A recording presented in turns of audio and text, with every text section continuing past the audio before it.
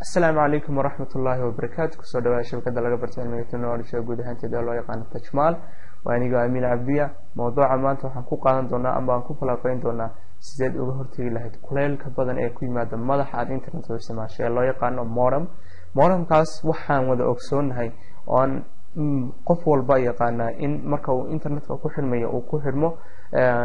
siyaabo kala duwan laakiin inta badan aan ugu xirano inaan isticmaalno modem madax ay shirkadu ina siisay oo shirkada aan ka internetka ka soo gashanay aan guryaheena soo dhiganay ay madaxaas ina soo siisaan ka soo iibsano madaxaas yar waxa ku yimaada mararka qaarkood inuu aad u kululaado kuleylka badanna ay uu sababo in performance ama waxqabadkii ama internetka uu kugu xiriirin lahaa uu aad u culusaado oo in badan aan ka caawino internetka oo culusaado culayskaasna uu keeno temperature-ka ama heer kulka uu ku joogo hadba xaaladaas madaxaad isticmaalaysid inta badan waxaan imika ku jirnaa waqtigii summer time-kii ama kulaylaadkii waxaad mar walba aad ka dareemi kartaa ama mararka qaarkood aad ka dareemi kartaa madaxaaga inuu kululaado oo aad u kululaado. Okay, maanta waxaan idin tusi doonaa bal sida ugu fudud ee ugu macquulsan ee aad uga hortagi lahayd kuleylka badan uu sameynayo madaxa. Inta badanna waxa ka hoskareeya in kuleylka badan ku yimaado waa laba shay inaad aad u isticmaasho madaxii oo aad damin weydo inta badan oo muhiim ah inaad habeenkii markaad seexanayso kale inaad iska damiso iyo imaad download ama file aad u culus aad ku soo dejinayso oo in badan shidnaado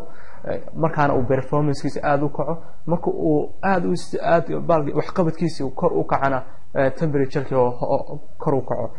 siyaabo kalena uu ku kululaada oo ay ka mid tahay inaad meelaha airta ka qaadanaya ka caburiso oo wax ka hor dhigto sida inaad gidaar aad ama kartoon kale ama aad ka hoos dhigto oo uu air qaadan waayo markaana uu caburo oo kor u kaco temperature-kii uu lahaa. inta badan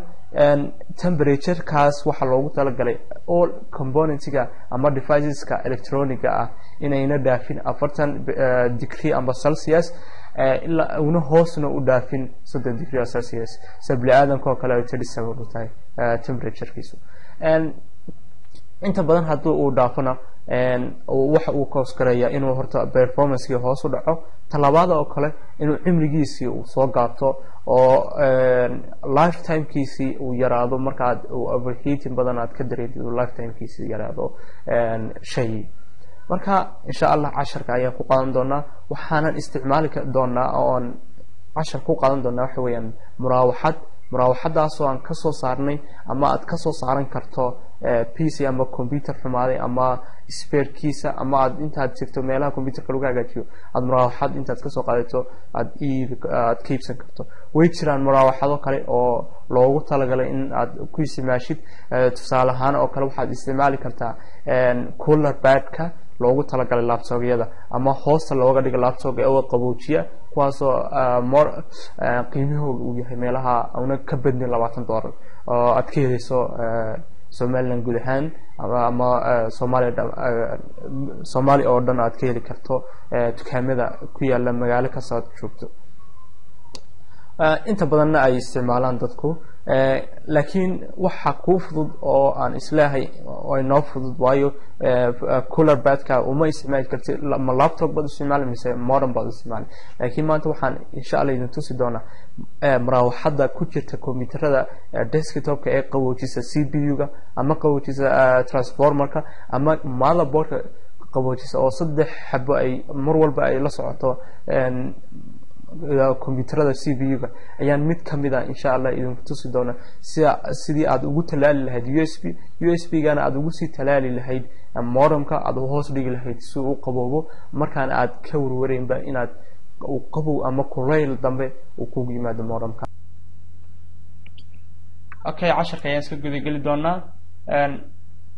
modem-ka aan rabnay inaan qaboojino ama overheating-ka aan ka hortagno ama kuleylka badan uu sameynayo oo modem-kan loo yaqaano D-Link oo wada ogsoon tihiin aanad wada taqaaniin inta badan bulshada Soomaaliyeed ay isticmaasho guud ahaan inta badan ay shirkaduhu marka ay qofka internetka u soo gelinayaan ay siiyaan imika way jiraan modemo ka duwan sida iminka shirkaddan Telesom modemkayga u khaaska ahayd iyadu gaar ahaan kusii ay samaysatay loo yaqaano modemkayga loo yaqaano Telesom ay kasoo samaysatay China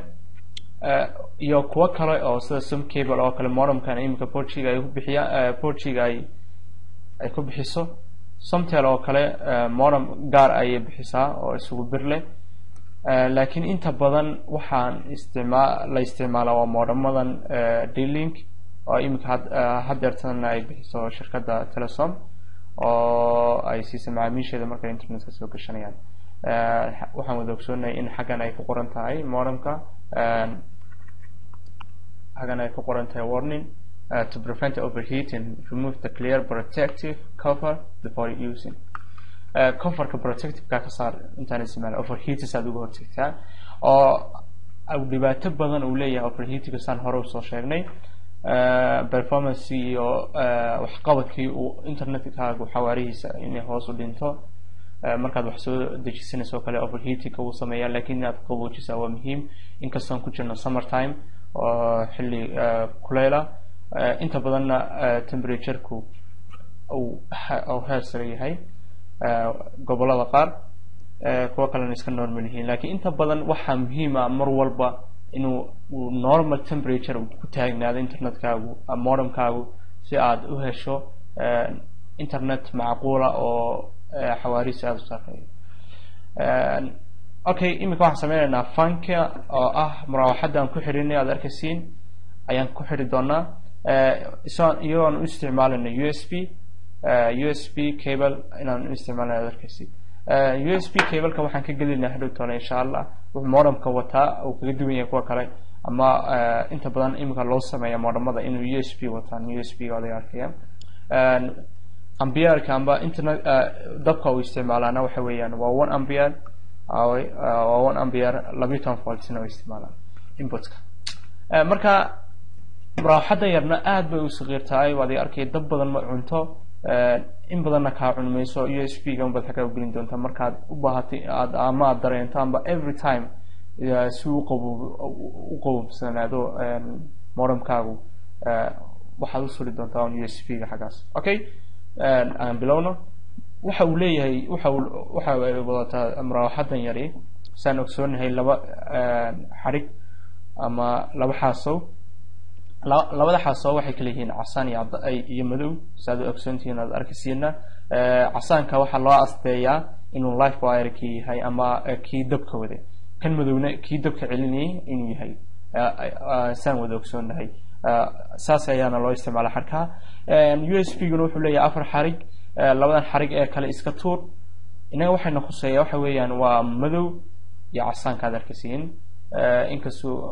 hoos ka go-an yahay oo yar yahay gaaban yahay xaasadiisu laakiin haddana waa casaan adiga arkaya waa casaankaas ayayna khuseeynaa waa iyo madowga xagga yaala kuwan kale xagga iska laab waxaan sameynaynaa markaa labada xaasow aad arkaysiin ayaan ku xidhaynaa fankan oo color walba colorkiisa aan ku xidhayno okay casaanka aan ku xidhno casaanka ayaan ku xidhaynaa kiisa kuduub mar walbana waxaad ogsoonaatay inay labada xarig istaaban amba laba xarig oo ka wada imiday hal dhinac inayna istaaban ama laba xarig oo 4 xarig oo isku xidhan oo isku talaashayeen istaaban waxaas waa qaladaadka ugu badan ee ku dhacda ama ka kaaskaraysa inay waxaagii uu ka xumaado ama uu ka gubto laba xarig oo kastoo isku duubtaba gaar u maamul ama gaar u qalloocisa in isku taaban xaasowna ku duub iminka laakiin waqtiga ayaana nagu kooban iminka xaasow kuma duubana laakiin hadba u shaqeynaysa ayaan tusaya faniska yarna saan hore usoo sheegnay waxaad ka helaysaa PC-ga ama computerada computerada waaweyn ee desktop-ka aan Soomaali noqon laakiin PC ayaa la yiraahdaa kuwaas ayaad ka helaysaa faniska saddex dhinac bay kaga xiran yihiin transmotor-kooga oo aan iminka aan ka furnay transmotor-kooga oo arkaysi transmotor ayaan ka furnay transmotor-ka wadi arkaya transmotor ayaan ka furnay transmotor-ka imaad ka furato oo xumaaday ama gubtay transmotor gubtay imaad ka furato qaybta CPU-ga ama central process unit-ka ku jira computerka desktop-ka inaad ka furto iyo imaad ku gaar ah oo loogu talagalay motherboard-ka inuu qaboojiyo inaad ka furto intaasba way dhici kartaa imika USB-ga labadii USB ayaan isku talaanay wadiga arkaya modemkii ayaan xarigii chargerkiisa aan gelinaynaa modemka aad arkaysid oo shaqeynaya isugu ayaan xarigiisi aan gelin doonaa okay aan soo qabano okay xariga USB-ga ayaan gelinaynaa adiga arkaya wuu shaqeynayaa adiga arkaya wuu shaqeynayo marawaxadana waan gelinaa okay marawaxada horta inay shaqeynayso waxaad ku kala garan kartaa inaad USB-ga u geliso USB-ga ayaan gelinaa aan ku tijaabinaa okay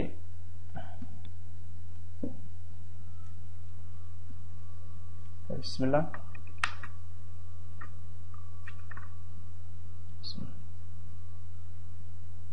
adiga arkaya inay shaqeynayso okay adiga arkaya aan ka saaro saad aragtiin adiga arkaya inay qaboweyso adiga arkaya tay istaagtay markaad gelisina adiga arkaya adiga wata tay starmaysa arkaysid waxaad samaynaysaa inaad madaxaad arkaysid madaxa inaad xagga ugu qabato oo xaggu ka neefsada ah ama ventilation-ka uu ka helo airta aad xagga ugu qabato oo aad ama aad ugu xidho baarkiiso sheeg screw ama